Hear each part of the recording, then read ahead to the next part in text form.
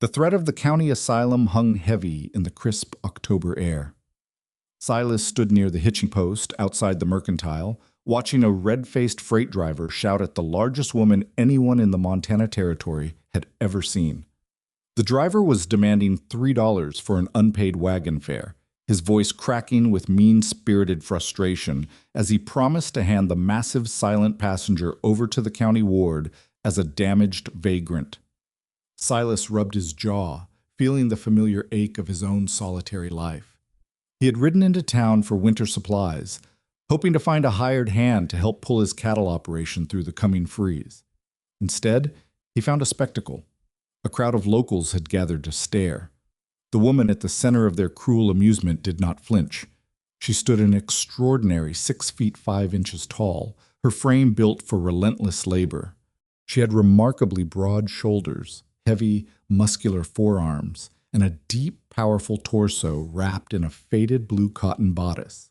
She looked strong enough to pull a plow by herself, yet she offered no resistance, no anger, and no words. They called her mute. They called her broken. Silas watched her steady hazel eyes, recognizing the quiet dignity of someone who was used to the world treating her poorly. The driver waved a piece of paper in her face. $3 or the sheriff takes you for a public burden, he yelled. The woman merely adjusted her grip on a canvas bag, her thick, working hands perfectly still. Silas knew what the asylum meant for someone like her. It meant chains, cold stone floors, and a life treated as an unthinking beast of burden, simply because she was too large and too silent for polite society. Have you ever noticed that true character is revealed by how a person protects the dignity of the vulnerable when nobody is forcing them to? Share your thoughts below. Silas stepped off the boardwalk. His boots crunched against the frosted mud of the street as he moved through the murmuring crowd. He was a man shaped by years in the saddle, his weathered face lined by hard winters and lonely work. He didn't say a word to the gathered townsfolk. He just walked straight up to the freight driver and reached into his worn leather waistcoat. He pulled out 3 crisp, blue-stamped $1 silver certificates. "Her debt is settled," Silas said, his voice calm and steady. The driver blinked, snatching the bills from Silas's calloused hand. "You're buying a mute giant, Silas? She hasn't spoken a word since she climbed in back in Dakota." Silas ignored the man. He turned his attention fully to the woman. For the first time, he realized just how tall she was, looking up slightly to meet her warm hazel eyes. He removed his battered felt hat, holding it against his chest in a gesture of profound respect. He didn't speak to her slowly, and he didn't raise his voice as if she were a child. "My name is Silas," he said quietly, ensuring only she could hear him over the wind. "I run a cattle outfit in the valley, about 2 hours from here. It's hard country, and the work is heavy. I need a partner to help me pull the herd through the winter. If you're willing to work, I can offer you fair wages, a warm room, and 3 meals a day." She stared at him. The silence between them felt thick, layered with years of an unspoken history she carried in her rigid posture. Why had she chosen this profound silence? What heavy burdens had taught her to lock her voice away? Silas didn't push for an answer. He simply gave her a respectful nod, acknowledging her agency as an adult woman rather than a piece of unclaimed freight. "I'm loading my wagon at the feed store," he added gently. "We leave in 10 minutes. If you want the job, you're welcome to join me. If not, the debt is still paid, and you owe me nothing." He put his hat back on, turned his back on the whispering crowd, and walked away. He didn't look over his shoulder to check if she was following. He focused on untying his team from the hitching post, his heart beating a little faster against his ribs. He climbed up onto the buckboard, taking the reins in his heavy gloves. The cold wind howled down the main street, lifting the dust around the mercantile. Silas stared straight ahead at the dirt road leading back to his lonely valley, holding his breath, wondering if he would hear the heavy, deliberate sound of her boots stepping up behind him. The ride into the valley took 2 hours. The rutted track wound through dense pines, climbing toward a lonely stretch of Montana range. Silas let the team pick their pace, his hands resting easy on the reins. Beside him, the massive woman sat perfectly still, Taking up more than half the seat, her broad shoulders shifted naturally with the wagon's roll. She hadn't made a single sound since stepping up onto the floorboards back in town, but her silence didn't feel heavy or sullen to him. It felt guarded, like a high fence built around a fragile property. They broke through the trees as the late afternoon sun cast long shadows across the valley. Silas's ranch sat tucked against the base of the foothills. It was a functional spread built for hard work.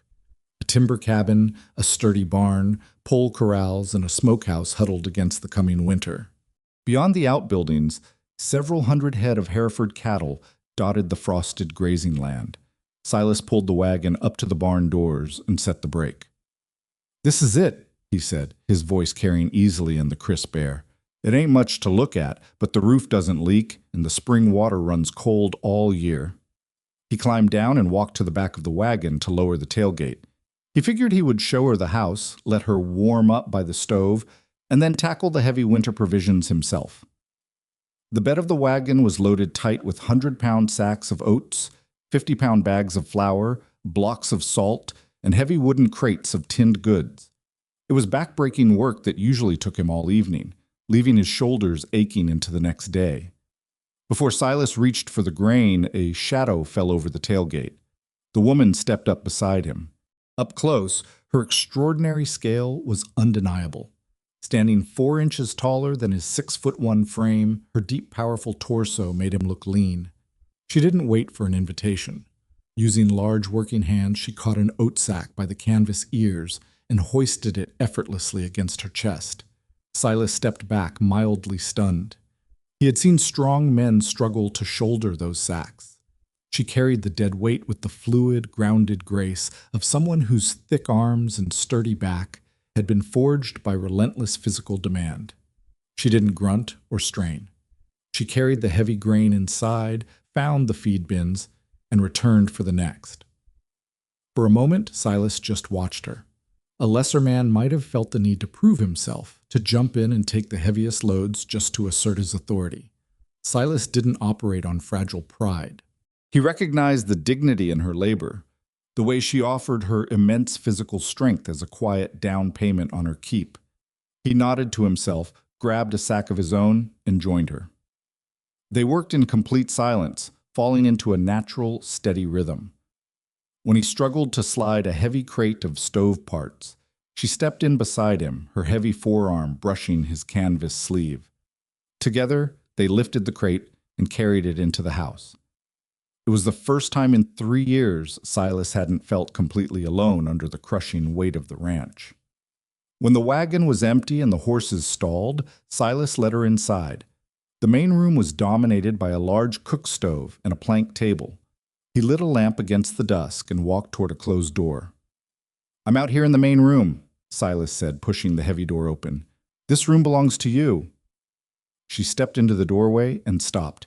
Silas had spent the morning preparing it. The floorboards were swept clean. A thick, handmade quilt rested on a sturdy iron bed that was long enough to accommodate her massive height. A ceramic wash basin sat on a small corner table next to a stack of clean, folded towels. It was a space designed for dignity. There was a latch on the inside of the solid wood door. She turned her head, looking down at Silas. Her hazel eyes widened, registering the profound realization that she was not going to be housed in the barn or expected to sleep by the hearth.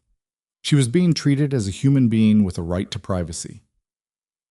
Silas tipped his hat. "Supper will be in an hour. Take your time." He closed her, leaving her in quiet privacy. She stood still for a long time, listening to the muffled sounds of Silas at the stove. Slowly, she reached a calloused hand into the deep pocket of her canvas skirt. Her thick fingers closed around a small, beautifully carved wooden mockingbird. She walked to the frost-edged window, holding the little bird gently in her massive palm. She looked out at the jagged, snow-capped peaks of the distant mountains, her thumb tracing the silent wooden beak. If she was safe here, if Silas truly meant what his actions showed, how much longer could she keep the mockingbird's secret? November arrived in the Montana Territory with teeth. The morning air bit through canvas and wool, leaving a skim of white ice over the livestock troughs. Silas stepped out onto the porch, his breath pluming in the cold, and listened to the rhythmic, heavy thud of an axe splitting pine. Clara was already at work behind the house. She swung the heavy, splitting maul with a terrifying, beautiful efficiency, the muscles of her back shifting fluidly beneath her dark blue cotton bodice. Her broad shoulders rotated, driving the steel through thick rounds of green wood as if they were kindling. Where Silas would have to strike a stubborn knot 3 times, her massive arms parted the timber in a single blow. Silas watched her stack the split logs, marveling again at how she moved. She wasn't just strong. She was deeply, practically capable. A week had passed since he brought her from town, and they had settled into a steady routine. She handled the heavy lifting while he managed the riding and intricate herd work. It was a fair trade, but Silas worried about the silence. Around mid-morning, the sound of approaching hooves broke the quiet. A neighbor, a cattleman named Miller, who ran a spread a few miles up the ridge, rode into the yard. Miller was a loud, restless man who always seemed to be looking for a grievance, smelling faintly of wet wool and stale tobacco. Silas walked out to meet him, leaving Clara near the woodpile. "Morning, Silas," Miller called, stepping down from his gelding. He tied the reins to the rail and stomped the frost from his boots. "Looks like winter's coming early. Wanted to see if you needed a hand moving those strays out of the high canyon before the snow flies." "I appreciate it, John," Silas said, pulling off his work gloves, "but I think we have it handled. Come on up to the porch. Coffee's still warm on the stove." Silas went inside, poured 2 tin cups of steaming black coffee, and brought them out to the rough-hewn porch table. As they sat, Miller's eyes drifted toward the side of the house. Clara had come around the corner carrying a load of firewood that would have buckled a pack mule. She moved quietly, her thick boots crunching on the frozen dirt, her face stoic and unreadable. Miller let out a low whistle, taking a sip from his cup. "I heard the talk in town, but I didn't believe it. You actually paid $3 for that oversized mute?" Silas felt his jaw tighten, but he kept his voice level. "Her name is Clara." Miller laughed, a harsh, scraping sound. He didn't bother dropping his voice, assuming Clara was entirely deaf or just too simple to comprehend. "Well, call her whatever you want, Silas. Looks like you bought yourself a broken draft horse. Can she even understand a lick of English, or do you just point at what you want smashed?" "Man at the mercantile said she's soft in the head. Good for pulling stumps, I suppose, if you don't mind living with a damaged stray." Clara stopped near the porch steps. She didn't look up. Her large, capable hands tightened around the rough bark of the firewood. Silas knew that posture. He had seen it on beaten dogs and tired horses, the rigid bracing for an unavoidable blow. She was preparing to swallow the humiliation just as she had swallowed the shouts of the freight driver. It was the stance of a woman who had been treated like a senseless beast for so long she had stopped fighting the harness. Silas set his coffee cup down on the table. The sound of the tin hitting the wood was sharp and flat. "John?"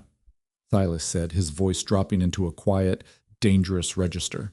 "You're sitting on my porch drinking my coffee and insulting my partner." Miller blinked, the mocking smile sliding off his face. "Now hold on, Silas. I didn't mean any offense. She isn't a spectacle and she isn't broken," Silas said, leaning forward slightly. "She has done more honest work in a week than most men do in a month. She understands every word you're saying, and I won't have her spoken of like an animal on this ranch. Not by you, not by anyone." Miller looked from Silas to the massive woman standing frozen by the stairs, then back to the hard, unyielding expression on the cowboy's weathered face. The neighbor grunted, stood up, and left his half-finished tin cup resting on the edge of the table. "Suit yourself, Silas." He marched down the steps, untied his horse, and rode out of the yard without looking back. Silas sat in the quiet cold for a moment. He offered Clara the dignity of recovering her composure in private. He just reached out across the table, picked up the neighbor's discarded coffee cup, and emptied the remaining dark liquid onto the frosty ground, as if washing away the insult. He walked past her toward the door, giving her a brief, respectful nod, treating the matter as settled law. Nobody had ever defended her intelligence before. They had feared her size, exploited her muscle, and mocked her silence, but no man had ever demanded respect for her mind. That evening, after the lamps were lit and the wind began to howl around the eaves, Silas was out in the barn checking a lame heifer. He heard the heavy, deliberate crunch of footsteps on the straw. Clara stepped into the warm amber light of the lantern. She carried no tools. She walked straight up to him, her tall, powerful frame casting a long shadow across the stalls, stopped just inches away. Her hazel eyes locked intensely on his and reached her large, calloused hand slowly out toward his canvas jacket. What was she trying to communicate? Clara's large, calloused hand stopped just an inch from Silas's chest. She didn't reach for his collar in anger or fear. Instead, her thick fingers gently pinched a wicked, barbed thistle burr tangled deep into the canvas of his jacket near his shoulder. She pulled it free, rolling it between her thumb and forefinger before dropping it into the straw. It was a gentle movement for a woman of her immense size. She met his gaze, the warm lantern light reflecting in her hazel eyes, and offered a single, deliberate nod. It was a silent, profound thank you. Silas understood. He reached up, touching the brim of his hat. "You're welcome, Clara. Get some rest." As November surrendered to the bitter edge of December, the lonely Montana ranch fell into a deep, comfortable rhythm. They developed a seamless, unspoken language built entirely on shared labor and observation. Clara didn't need to speak for Silas to know what she needed.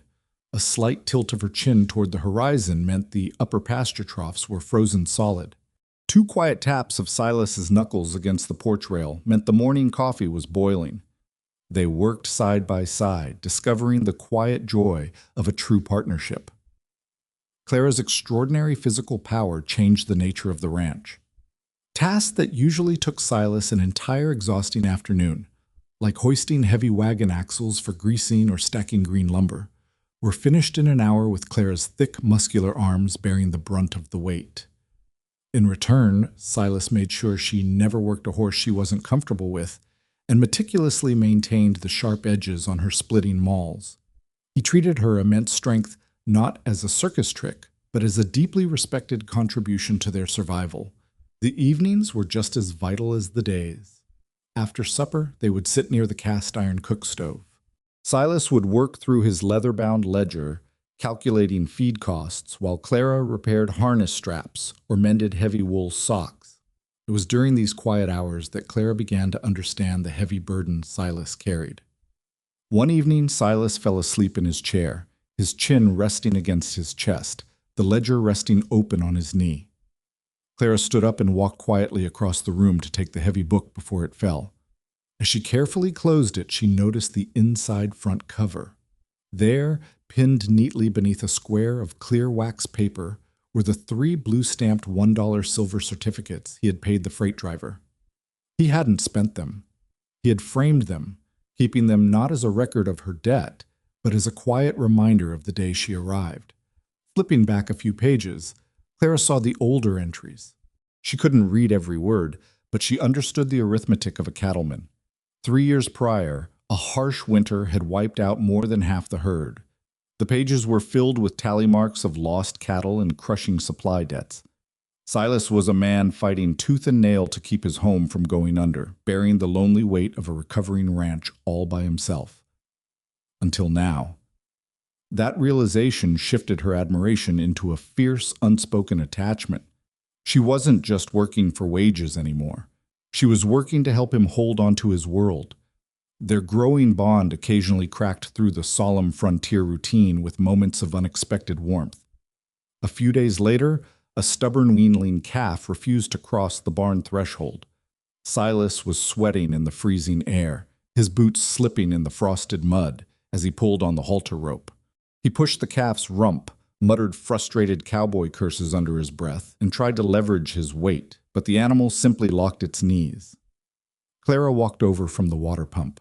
She didn't grab the rope or try to outmuscle the animal. She simply stepped beside the calf, placed her massive, heavy hand gently flat against its flank, and gave a soft, rhythmic click of her tongue. She took a step forward, and the stubborn Hereford immediately trotted into the barn behind her, docile as a hound dog. Silas let the empty halter rope drop to the dirt. He put his hands on his hips, pushed his weathered hat back on his head, and let out a rich, rusty laugh. It was a beautiful sound, one that hadn't echoed in that valley for years. Clara looked over her broad shoulder at him, the faintest ghost of a smile touching the corners of her mouth. That night, the temperature plummeted, carrying a strange, heavy stillness that made the cattle restless. Clara was fast asleep in her warm room, the carved wooden mockingbird resting on her bedside table, when a sudden sound shattered the midnight silence. It wasn't the wind. It was the sharp, violent crack of a breaking corral fence, followed immediately by the terrified bellow of scattering cattle in the dead of night. The midnight wind screamed down the canyon, carrying a sudden violent wall of blinding white snow. Silas burst from his bedroom, pulling his heavy canvas coat over his shoulders, his boots still unlaced. The sudden drop in temperature was terrifying. The fire in the cook stove had died down to glowing red embers, casting long, frantic shadows across the main room. Clara was already there. She had thrown on her thick coat, her massive frame moving with urgent purpose. She grabbed a kerosene lantern, lit the wick, and pushed open the heavy oak door. The wind nearly tore it off its leather hinges. Silas fought his way out onto the porch, pulling gloves over his stiffening hands. The blizzard had caught them completely off guard. Out in the yard, the situation was desperate. The heavy top rail of the holding pen, weakened by years of bitter frost, had splintered under the weight of the restless herd. Dozens of terrified Hereford cattle were pouring out of the broken gap, scattering blindly toward the treacherous upper ridge where they would freeze to death before morning. "We have to turn them back," Silas yelled over the roar of the storm. Clara didn't need to hear him to understand. She waded off the porch, her sturdy legs breaking a trail through the rapidly drifting snow. Her sheer mass and grounded strength gave her terrifying stability. Where Silas stumbled against the gales, Clara moved like a ship cutting through rough water. They worked the perimeter of the fleeing herd, using the swinging lantern light and their physical presence to push the panicked animals away from the ridge and down toward the sheltered lower barn pens. The cold was absolute, a deep freeze that numbed the fingers and made breathing feel like swallowing glass. For an hour, they fought the storm, turning back stubborn steers. They had almost secured the last strays when Silas heard a high, panicked bellow near the splintered corral fence. Through the driving whiteout, he saw a young heifer pinned to the frozen mud. A massive, iron-hard section of the collapsed fence had fallen directly across its hindquarters. The animal was thrashing wildly. Silas rushed forward. He dropped to his knees, gripping the frozen timber, and heaved upward. His boots slipped in the icy slush. He grunted, straining his back, but the dead weight wouldn't budge. Clara was instantly beside him. She handed him the lantern and stepped into the deep snow. She didn't pause to assess the impossible weight. She bent her knees, planting her heavy boots wide, and wedged her large, capable hands beneath the ice-slicked wood. Silas held the lantern high, watching as the thick muscles of her broad back and heavy shoulders bunched beneath her coat. She set her powerful jaw and lifted. It was a staggering display of raw physical power. The heavy timber groaned, ice cracking violently as she drove upward with her massively strong legs. She hoisted the crushing weight high enough for the heifer to scramble frantically free, but the sudden movement spooked an older gelding wandering near the chaos. The horse reared up, terrified by the blinding snow. As it came down, its massive shoulder slammed violently into Silas. The impact threw Silas backward.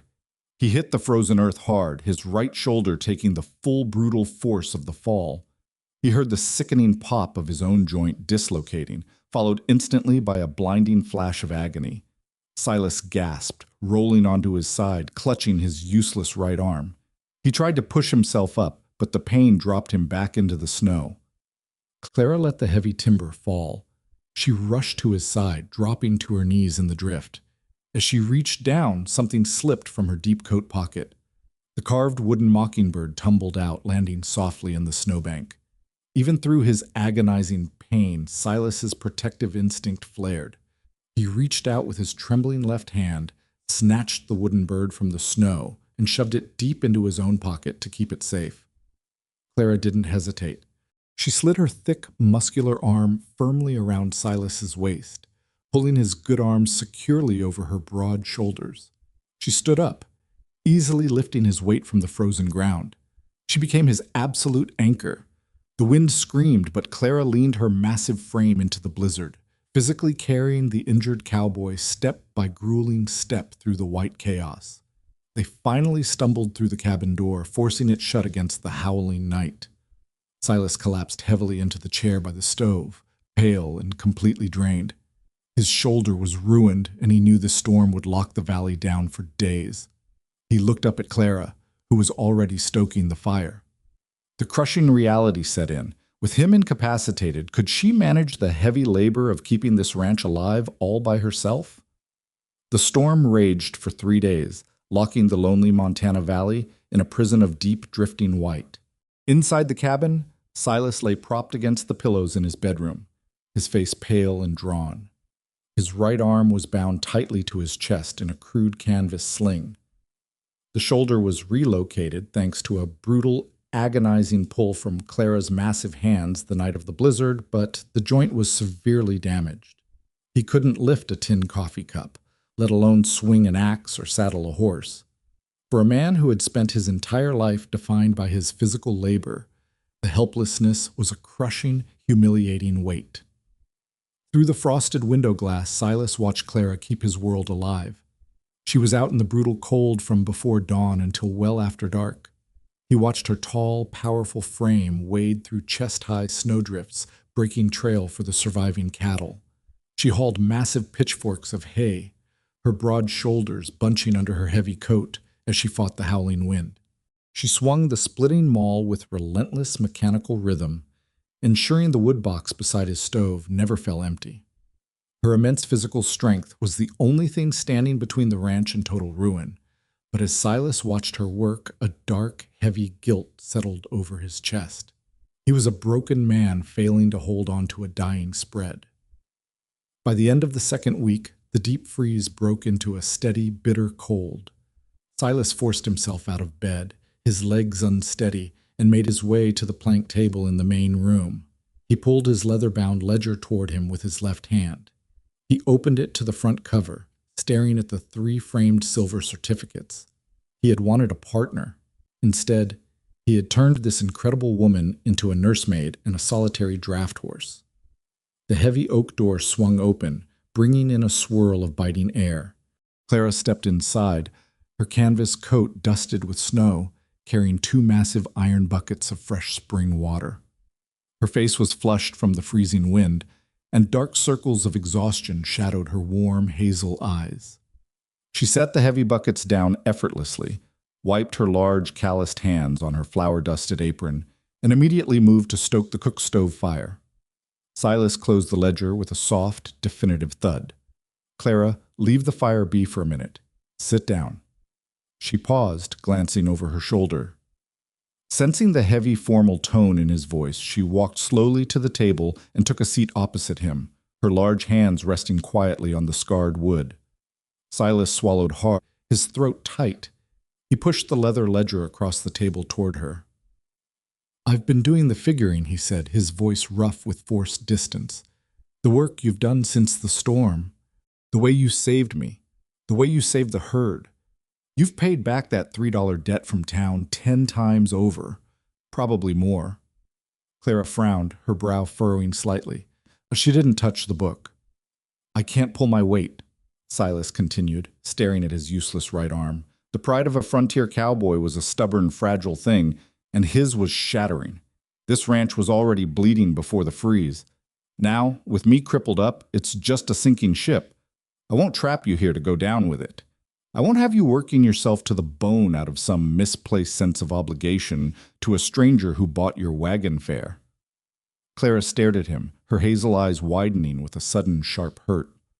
"When the spring thaw breaks the passes," Silas said, forcing the words out even as they carved a hollow ache into his chest. "I want you to take the buckboard in the good team. Take whatever wages are left in the tin box. You're free to go, Clara. I'm releasing you from your duties. He meant it as an act of profound mercy, a sacrifice of his own heart to save her from his ruin. But Clara didn't hear mercy.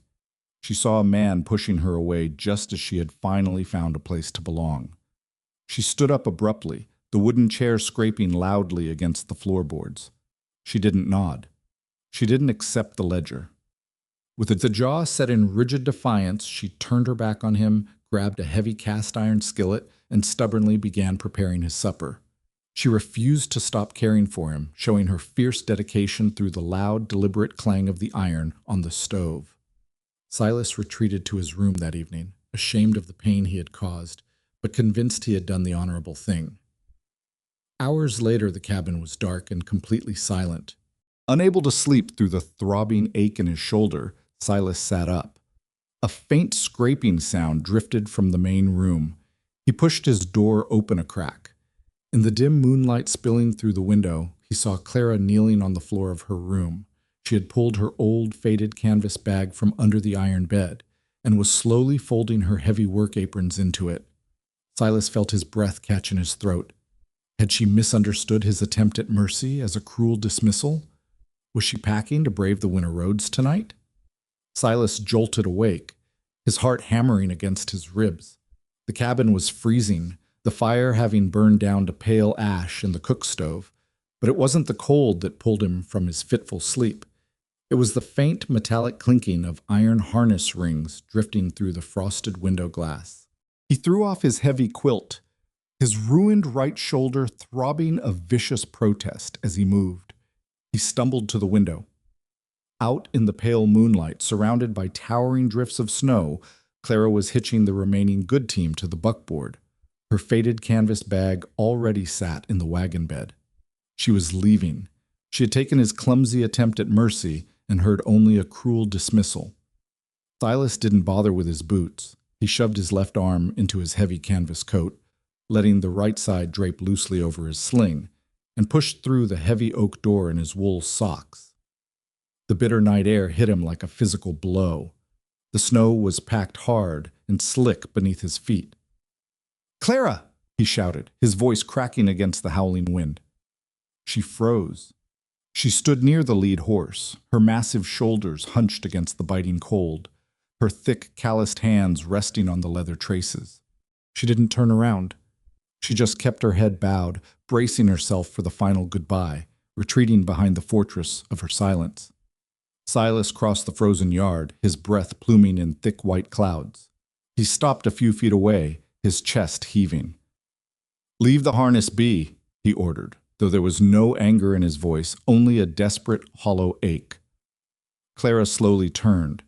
The moonlight caught the faint silver tracks of unshed tears in her warm hazel eyes.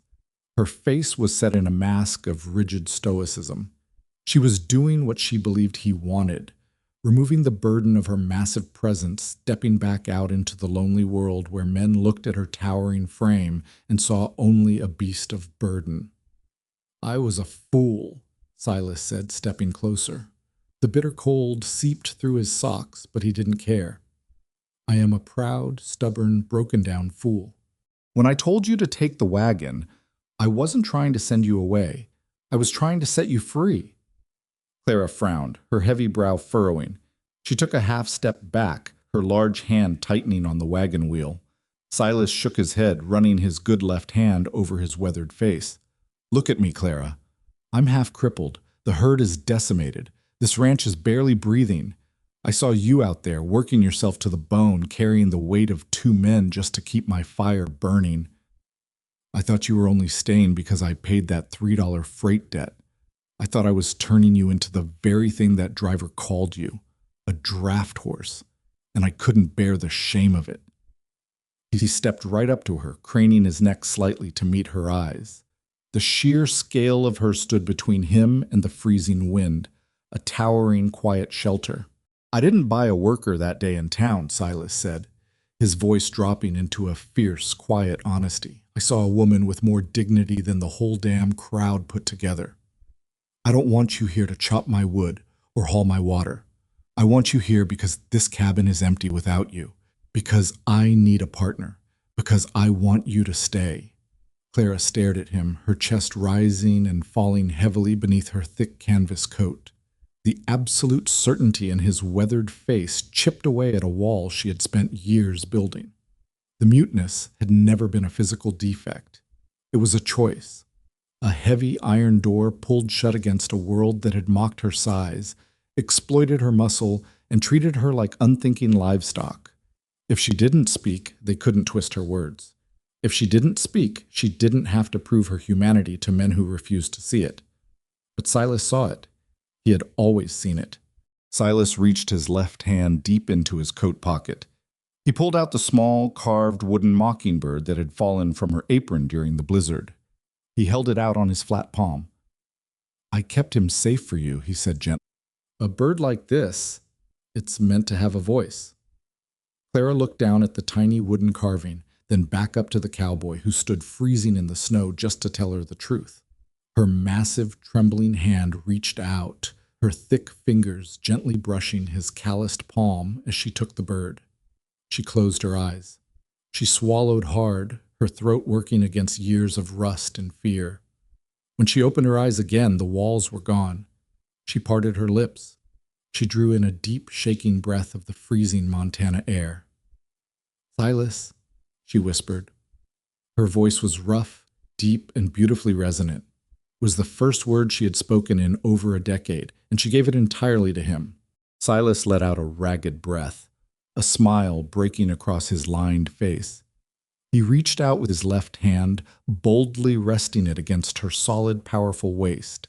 The sound of his name on her lips changed the absolute fabric of the lonely valley, bridging the vast distance between them.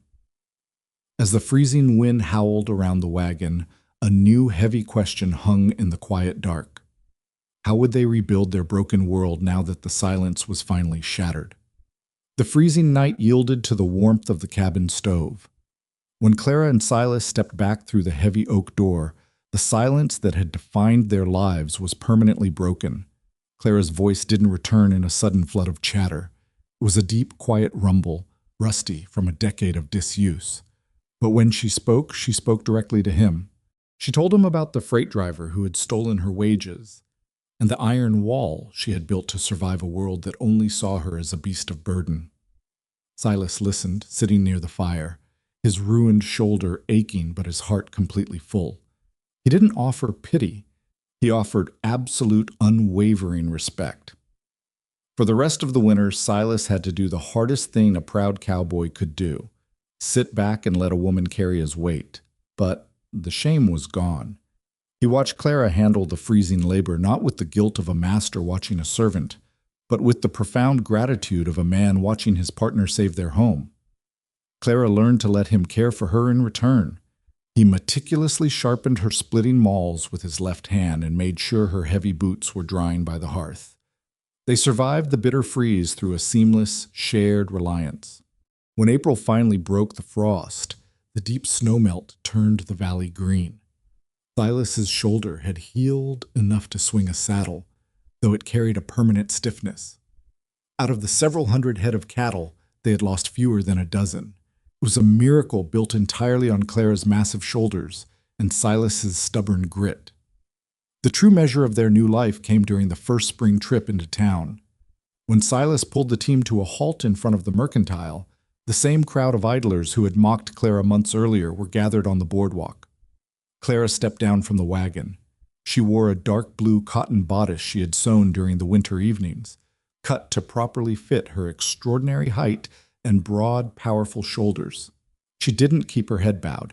She stood at her towering 6 feet 5 inches, her massive frame radiating a calm, undeniable authority.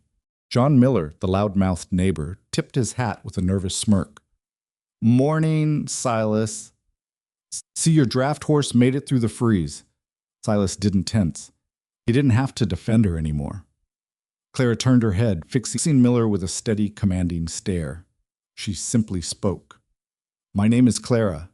Her deep, resonant voice carried clearly over the morning wind. "And if you want to buy our cattle this fall, Mr. Miller, you will learn to address me properly." Miller's jaw dropped. The murmuring crowd fell instantly silent. The damaged mute giant they had laughed at was gone. In her place stood a formidable, intelligent woman who co-owned the best surviving herd in the valley. Miller swallowed hard, muttered a hasty apology, and slipped away. Silas looked up at Clara, an immensely proud smile spreading across his weathered face. That afternoon, Silas took his leather ledger to the county assayer's office. He paid the filing fee to amend the deed of his lonely Montana spread, permanently adding Clara's name beside his own. It was his final proof that she wasn't a hired hand working off a debt. She was his absolute equal. Weeks later, a gentle summer evening settled over the ranch. The crickets were singing in the tall grass, and the scent of blooming sage drifted on the warm wind. Inside the quiet cabin, the mantelpiece held the artifacts of their journey. The 3 blue-stamped silver certificates remained framed in the center, a reminder of the day a solitary cowboy took a chance on a stranger. Resting proudly beside the glass was the beautifully carved wooden mockingbird, its silent beak pointed toward the open room. Out on the porch, Silas leaned against the wooden rail, watching the fading purple light paint the jagged mountain peaks. He held 2 tin cups of steaming black coffee. The heavy, deliberate sound of Clara's boots echoed on the floorboards behind him. She stepped out into the twilight, her massively built, muscular presence a profound comfort in the cooling air. She reached out, her large, calloused hand gently taking the warm tin cup from him. She didn't flinch when his rough knuckles brushed against hers. Instead, she leaned her broad shoulder into his side, completely secure in her own skin, her extraordinary strength, and her home. Silas took a slow sip of his coffee, looking out over the grazing cattle they had saved together. "Think we should start cutting timber for a bigger barn next week?" he asked quietly. Clara smiled, the expression softening the hard, capable lines of her weathered face. "I think," she answered aloud, her deep voice a cherished, beautiful sound in the peaceful dusk, "we can build anything we want." This story is a fictional work created for entertainment. Its characters, places, and events are imaginary or creatively adapted. It does not depict any real living person.